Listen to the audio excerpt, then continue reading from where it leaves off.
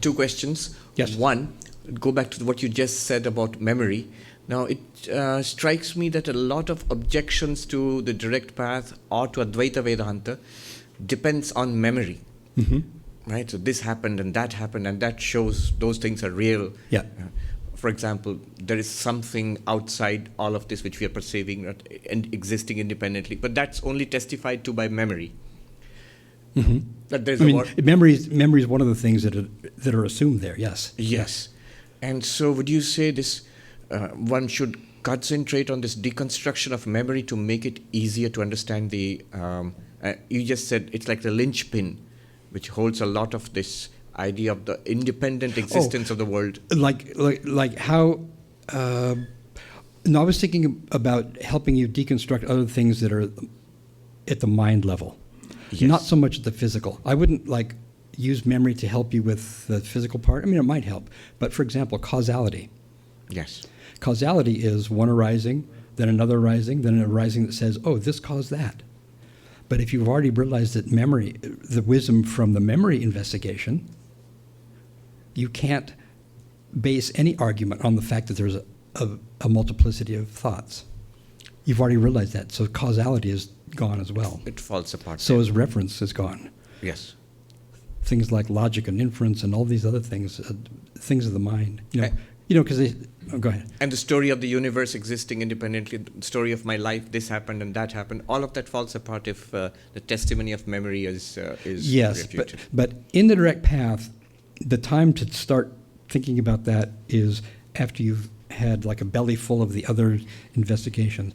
And the way you said that could actually sound very challenging and actually maybe alienating and destabilizing for some people. Mm. So my own personal opinion about that kind of inquiry is that it should be done later, the fact that it makes everything gone. Yes.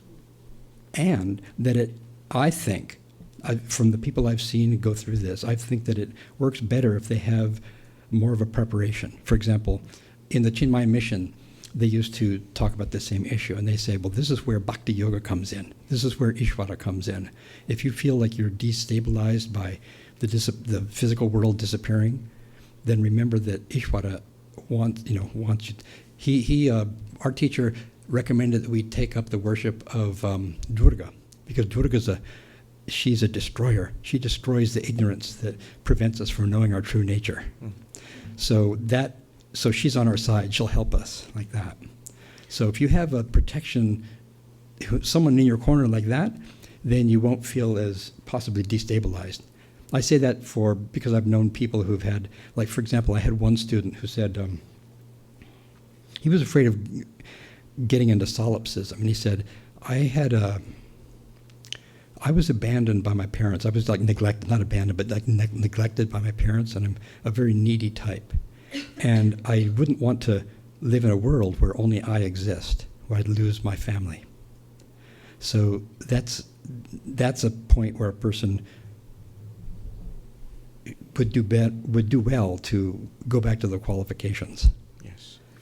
Prepare the person. The second question is more of a global thing about why arisings. So when we talk about pure consciousness or pure being, then this question can arise: why are there such a variety of different arisings, color, shapes, sounds, feelings, and all changing, this bewildering display? Does it connect to the miraculous nature of consciousness which you mentioned at the end? Do you mean how do you explain them? Yes. Why? Because there seems to be a disconnect between pure consciousness, which seems featureless, and all these features arising, all the features belonging to the arisings. Why would there be arisings at all of this bewildering variety? Well, with having deconstructed causality and deconstructed these narratives that will explain how things happen and why they happen, there's no account for why. Yes. Why? Because there's a seemingness. There's a seemingness that happens, and all these arisings, any arising that arises from awareness, has to be spontaneous. Yes. No other arising can actually put. It's not like it's like like, underwater performance artists, and one person pushes the other person up above the surface of the water like that. Yes. Arisings aren't like that. And they can't be like that, because that would give awareness a dualistic causal function that it doesn't have. Right. So there's a seemingness, a perspective, in which the multiplicity seems to be there. I ask because this is a subtle point which separates, say, Advaita Vedanta from other philosophies, like, for example, Kashmiri Shaivism. Yes, I know, and some people like Kashmiri Shaivism for exactly that reason. Yeah, they seem to attribute pure awareness with certain powers of causality, causing these appearances. And they are there, and they are real, because they're of the nature of Brahman, the nature of awareness. Yes. And they still are there. That's something different from Advaita Vedanta. What would Atmananda ji say about this? I think he would stick to... He would stick, it's a perspective that a person has. Anything that's real is there in all three states. So is it there in deep sleep? Right. Or nirvikalpa samadhi? Right. And if Gaudapada said, if it's not there in the beginning and end, it's not there in the middle either. Right. It's not there, yet it seems to be there. Well, the seemingness is I think of that as a seemingness. Yes. And the seemingness is itself an arising. Yes. It may be there, and it may not be there. May not be there. And Advaita would say no further explanation is required. In fact, the demand for an explanation again takes you back to causality. Yes. And direct path is a lot less interested in these explanations than Advaita Vedanta is. Right. Because another thing, it's thin, and the Advaita Vedanta, and I think that's part of the edifying part of a traditional path, is that they are providing these visions of the world. Like a critique, I might say that from an Advaita perspective or a direct path perspective, if you do try to explain these arisings and say it is the nature of the ultimate reality to arise in these ways, then there's a danger of again importing causality and a reification of things back into the ultimate reality. There can be a period of time in a person's path where those explanations are comforting and helpful. Yes. They can overcome a feeling of nihilism, perhaps, But ultimately, if it's a non-dual, if it's like Advaita Vedanta, sooner or later that will have to be seen through as well. And if one is comfortable in one's so-called, quote-unquote, non-dual skin, you don't really need that kind of explanation. Do you mean... if you're comfortably centered in this the non-dual realization, then you don't feel the need for further explanation. For yourself, or are you talking to others? If you're talking to others, they might welcome an explanation because they might need one. Yes, but I don't think there's anything about the need for explanation that's inherent in us. Yes. So I don't. And actually, these days, at least for people I know who are not coming through the Vedantic system, they don't like explanations. I remember a couple of satsang teachers in the early days, the early 90s, said, awareness knew itself, but it wanted to experience itself, so it created a world. And so there's another duality between knowledge and experience, and there you have a consciousness that has desires and things like that. Yeah. But a lot of people found that very, very nourishing, that explanation. Yes. To me, that says, they're maybe in an early part of their inquiry. If they continue, then they'll encounter things that will clarify that for them, if they care to continue. And then there will be no emotional need for a further explanation, like a prop. You don't need it anymore. No, you won't need it. You don't need it anymore. Yeah. No, you won't need it. Thank you so much. Okay. It's open. Come. Yes. Yes. Name and ask the question. Oh, I see. Everyone gets recorded, right? It's All the mics. Recorded, yeah. Yep. So if they raise their hands, so you can call upon them. Okay, sorry. Okay, now I can see the room. Okay. Thank you for the wonderful talk. I have a couple of questions. What's your name? My name is Kiran. Kiran? Okay. Yeah. One is, you mentioned that all words point to consciousness. Mm-hmm. Could you please elaborate on that? Okay. Let's take the word ball. So normally we think ball refers to that guy over there. But we found out that there's really nothing there to be referred to. Right? I mean, so it can't refer in that way. It can't refer in an objectivistic way. So how does it refer to anything? Well, it refers to where it points. So when the word arises, like ball. So there was a time when it wasn't there, and then the rising of the word ball, and then it slips away. Where does it go?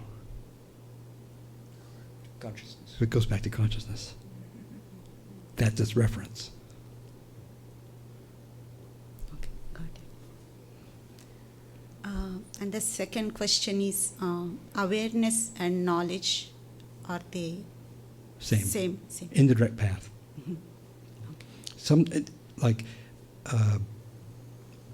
The Sat and the Chit and the Ananda, the three non-qualifying attributes of Brahman, they're all objectless. So normally we think knowledge is of something, but what the direct path does is it shows us how the things that are on the other side of the of aren't there. So normally we say, well, I know my phone number, I know what I'm going to have for lunch, like that. In everyday talk, that's fine. And direct path does not want to refute or unseat everyday language. So we can say, well, I know when my taxi is going to get here, or something like that.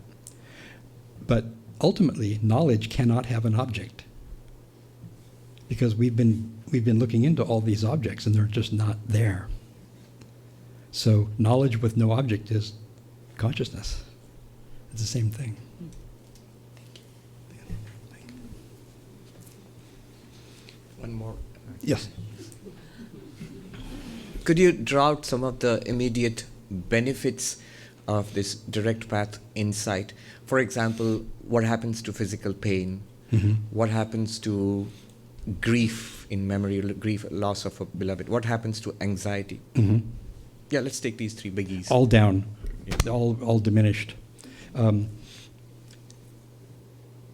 When I first went through the direct path, I went in order. It was easy for me because I had like decades of idealism under my belt already. When I did the direct path, I was free of the physical world. And so I started riding a bicycle with no brakes and no gears in New York City. So, and there's ways to do it. It's one of those fixed gear bikes, so whenever the wheels are moving, the pedals are moving forwards or backwards. That's how you control the bike. And I also had a significant other at the time, a girlfriend, who was not very nice to me and not very faithful to me. And I didn't feel jealousy or grief at all. I didn't feel that there was some place that person was that I was not.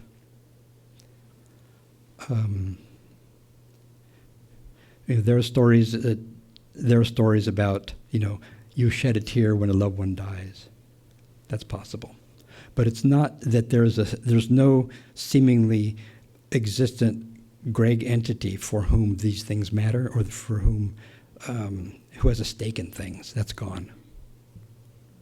Now, that's not even, ultimately, we're talking about non-duality at the very end. So ultimately, is there a person for whom these attributions actually make sense? So in answering these questions, I answer it from the framework of along the way as you're going. Could you take us through the steps? Say, just an example. For example, let's take the grossest example. You feel a sharp burst of pain in your arm or something. Uh-huh. And well, it's not, yeah. So let's say that witnessing awareness doesn't have a rule about what arisings are supposed to come up and what arisings are not supposed to come up. There's no filter there. So any arising that arises may arise. But it's not considered to be, it actually is not actually pain. I'm sorry about that. It's not, what makes it actually pain? It would be another arising that says, that is pain, that is bad. But in that moment, when the pain strikes, when that sensation happens, it's not really pain. So you won't think, oh, I had 79 painful experiences yesterday. I need to do better. There's no thought like that at all. And I have one friend who said, well, if he was a Buddhist. If you're enlightened, then you won't feel pain. You'll never feel pain. It won't hurt. So what the direct path does, it doesn't try to keep the person, but get rid of certain arisings that happen. That's not its goal. Its goal is complete non-duality. So it can be looked at as an embrace, an openness to all, without filter, without partition, without favor, because that's how witnessing awareness. It's like unconditional love. So all these things are. They arise, they abide, and they subside. There was one Vedanta teacher at the Sand conference who was asked a similar question, like, how is it for you, being enlightened, kind of question, like that. It was a very personal question. And he endorsed the whole setup of that question. He said, well, I haven't had a bad day since 1968. And the direct path doesn't think in those terms.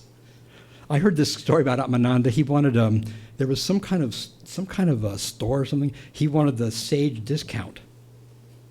It was in South India. This was a story I heard. I didn't hear a very good verification of that story, but somehow there was this, Vedantic sage discount that you can get for, got at Costco or something. You spend less money. I don't know if that's true, but I can see him, with a gleam in his eye of humor about that. Yes?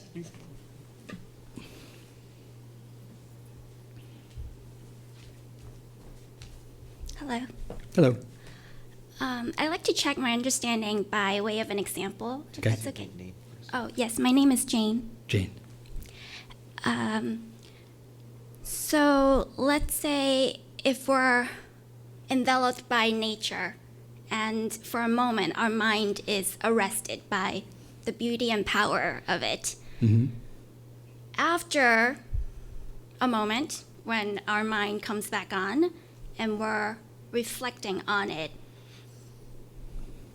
is the direct path then saying those were all phenomena that arose and subsided, like thought after thought, when we're reflecting on the experience? So it would say that. It would say that, including the reflection. Even the activity of reflecting is also another arising, but you don't always analyze every single thing that goes on. But I was very interested in the part where your mind, say, it's almost like a samadhi, like a walk in the forest samadhi kind of experience, when there didn't seem to be any arising happening, right? Afterwards, you might have told yourself, oh, there were trees, or have to have been trees, and things like that. So you had a moment where there was no arisings, and then you had a moment where, say, things came back and there were arisings, like that. Any arising can take you back to awareness, because same thing happens to all of them. They're all there and they all go back to awareness. And if you watch that happen, if you notice that that's how it must happen, that takes you right to the awareness. And awareness is you. It's you. And that brings up there's another really important point related to what you said, and that is the direct path's goal to get rid of arisings? And it's not. It's to understand them. Now, there's other parts of the direct path that are a little bit more advanced than what we've been talking about here, and it actually looks at the very notion of arisings. But that's not something that a person does at the beginning of the direct path, probably, but it can be done. So it's not, the idea is not to be like deep sleep all the time, where, like, I had one friend who said, I had 32 days with no arisings. He wasn't a direct path student, he was a student of another path, but I was doing really well, but then they came back, the arisings came back. The idea is that your pure consciousness, even if arisings seem to be there, because ultimately they're not. even in the midst of them, you're not. You're always pure consciousness. It's a perspective that makes us believe that there are arisings. And like Swamiji said in Cosmic Shaivism, that's a perspective that's okay. I mean, we want that. You know, I know a lot of people who might not have liked the non-duality explanation so much, so they like something like Kashmir Shaivism. My friend who said he didn't want to live in a world with no family, he ended up going to Tibetan Buddhism because it doesn't go down this line of inquiry. And he found that more nourishing as a family, as a person with a family, you know, his particular history. So it's not an empirical absence of arisings that the direct path is going for. It's a more of metaphysical knowledge that arisings and the world and everything that seems to be related to there just isn't so. It's more about an understanding than a washing away. Thank you. Yes.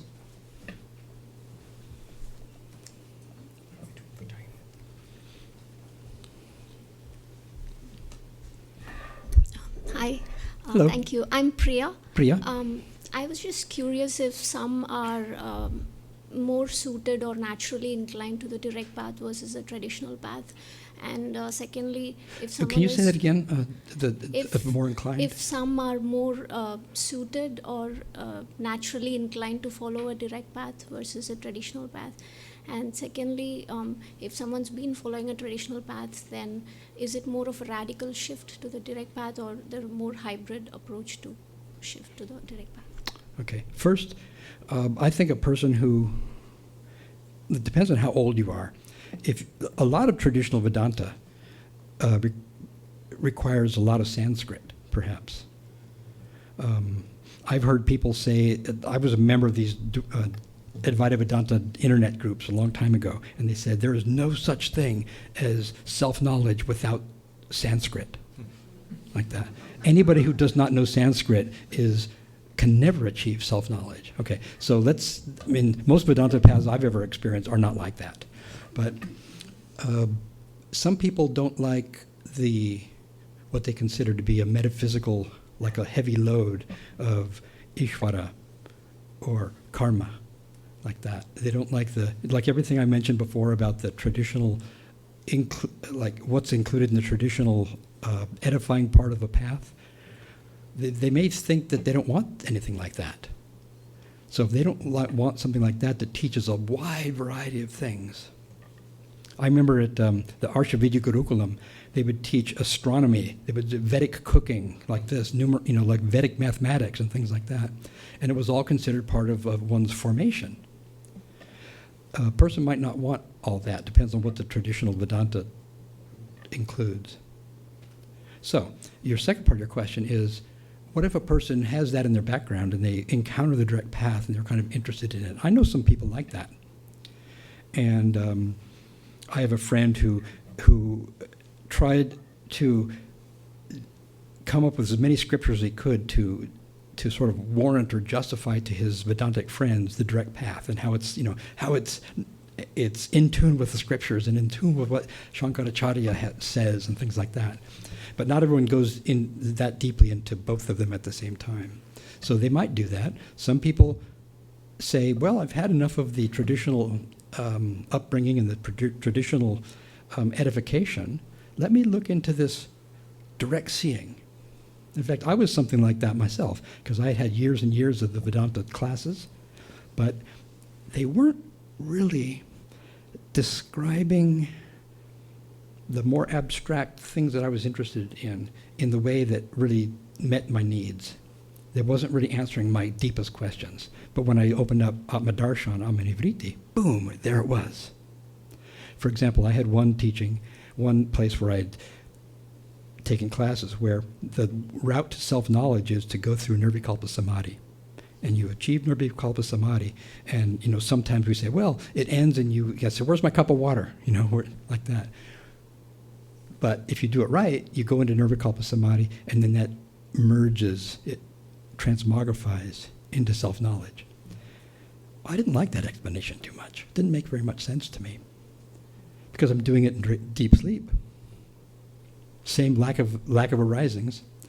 So I liked the direct path's directness and its. If you've seen the book.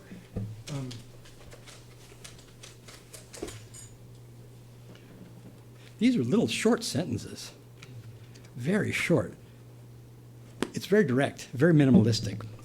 So someone might have a liking for that kind of thing as a stylistic, like it sure worked for me. Thank you.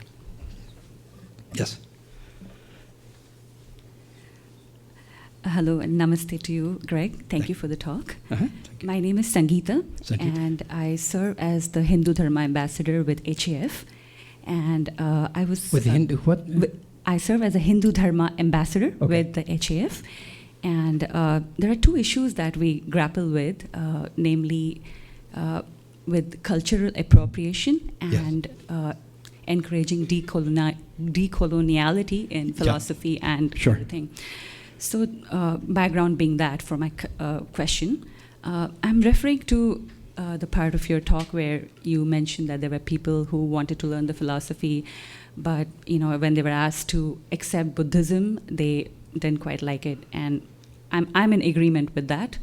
As well as when the groups on the internet said that you need Sanskrit to be self-aware. Of course, ridiculous again. You can't have a compulsion like that. But however, my question is about the other side.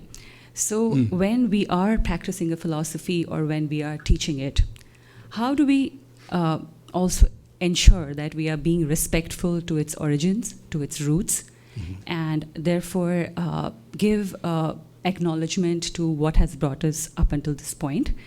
And the definition that, just for clarity, that we use when we are trying to work with these issues is cultural appropriation being taking something with profound cultural significance and using it outside of the proper context, which is disrespectful to its historical past and traditions.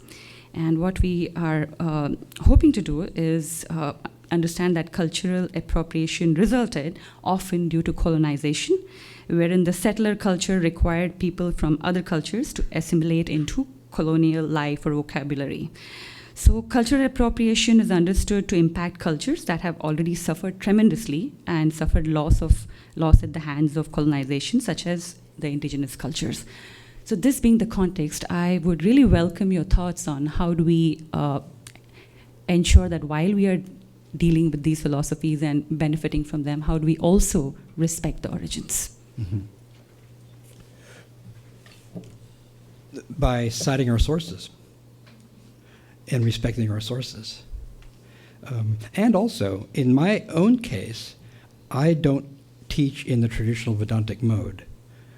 I give honor to it, and I tell lots of stories about it.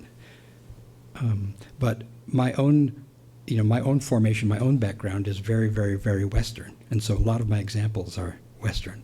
And in fact, my presentation of the direct path in this audience is a lot more inflected by Vedanta out of this sense of honor than it would be in a different audience.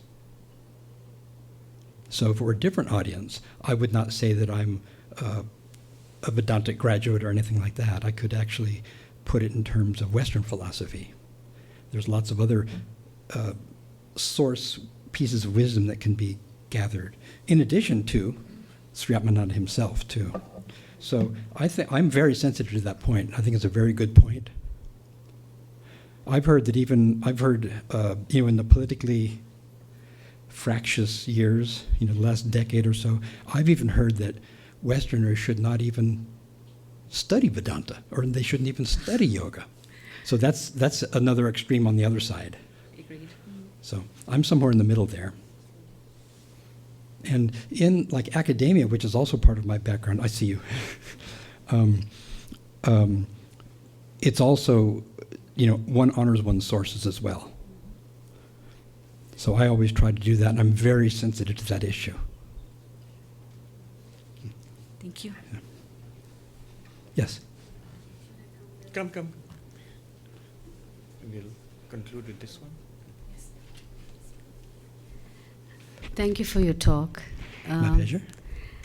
I'm sorry to say that it Your was name? difficult. Oh, my name is Rama. Rama. And it was difficult for me to grasp many of the things that you did talk about. Uh-huh. But my question with regard to the direct path, like when we learn Advaita Vedanta from Swamiji, there are a couple of things, practices that he teaches us, like the Panchakosha Viveka, looking at your body to identify pure consciousness as a practice, or the analysis of the 3 stages of sleep. So is there a practice method that you have in your direct path to understand, or for a practitioner? Yes. It's not all just inquiry. One of the ways is called standing as awareness, which is if we know that we're awareness, if we sort of really grasp that vision, then what we do is, okay, what if I really am awareness? And you can go through your day like this, maybe not while you're driving or operating heavy machinery, but what follows? If I really am awareness, what is the conclusion of that? What follows from that? What's the implication? Well, I'm not in pain. I'm not going to die. Because the I is placed at awareness, not at Greg. So you can do that. There's another one called reminders, so that's called standing as awareness.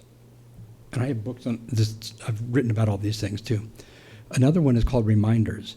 So as you can probably imagine, there's lots of these little investigations that one does, and there's lots of little ahas, little discoveries that one makes along the way. And what one can do to strengthen this conviction, to strengthen the grasp of these teachings, to help it become our living reality, is to go over and over those little aha moments you had and what steps led you there, and you kind of re-experience those if you can, and it will make it stronger and stronger and stronger. You do that too. Another thing is looking at everything as awareness. So if you have time, and even if taking a walk or something, you see a bird in a tree, or you see a squirrel scamper across the yard, across the grass, just say, what is it for that to be awareness? It's sort of kind of visualization of that's awareness. That's nothing other than awareness. So it doesn't have a lot of these practices. And another is the bodily movements. That's a very important part. I would say that's actually more important than the other parts. If someone's really on the direct path, is to combine their inquiry into when the body moves, when it does things, when it touches things, when it feels things. Now, I wasn't able to say a lot about that here, but my book does, and there are other teachers who work these more yogic kind of exercises into their long teachings. So that's another thing you can do. And I think that any yoga that you do will help. Anything. Anything can take you to awareness, and anything will help prepare the mind for the inquiry part. Thank you. So, We're going to wrap up, but I think Swami has a question. Please come. yeah. So he gets the Swami discount. Vedantic sage discount. Thank you for your beautiful talk. Thank you. I just had a question that Swamiji answered very beautifully, but I just want to ask it according to the direct path. Buddha, after his experiencing nirvana, he was first enjoying that bliss. Mm-hmm. Then after some time, though, that kalyan mitta, that loving compassion that for the suffering for others arose. Mm-hmm. So according to the direct path, how would you explain that? Is that further arisings, or is that something else? Well, it can happen anytime. It can happen, the more insight happens, the more the heart is opened. The more the heart is open, the more the mind is opened. Everything opens up. So you find, like the whole thing about ethics. Ethics in the direct path, you notice it doesn't really have an ethics either. It doesn't really teach an ethics to go do things and be nice to people. It assumes that one has had that in their other training. But the more insight you have, the more your heart is open. And so you would have a sense of the connectedness of everything and not wanting anything anywhere to suffer. Quite spontaneously, not as a matter of following rules, but it just as an openness of heart. Sort of like that early mystical experience I had where there was a feeling of love for everybody. It was quite strange to me at the time. I didn't have words for it. That happened. So that can happen earlier as well. So that is quite natural. It doesn't always mean that you're going to do the thing that's perceived as correct with people. That takes conditioning, and that's where the traditional paths come in that teach you the right ways of doing things. But when the heart is activated with this insight, then it becomes something that just quite spontaneously is like a movement, like a flower going towards the sun.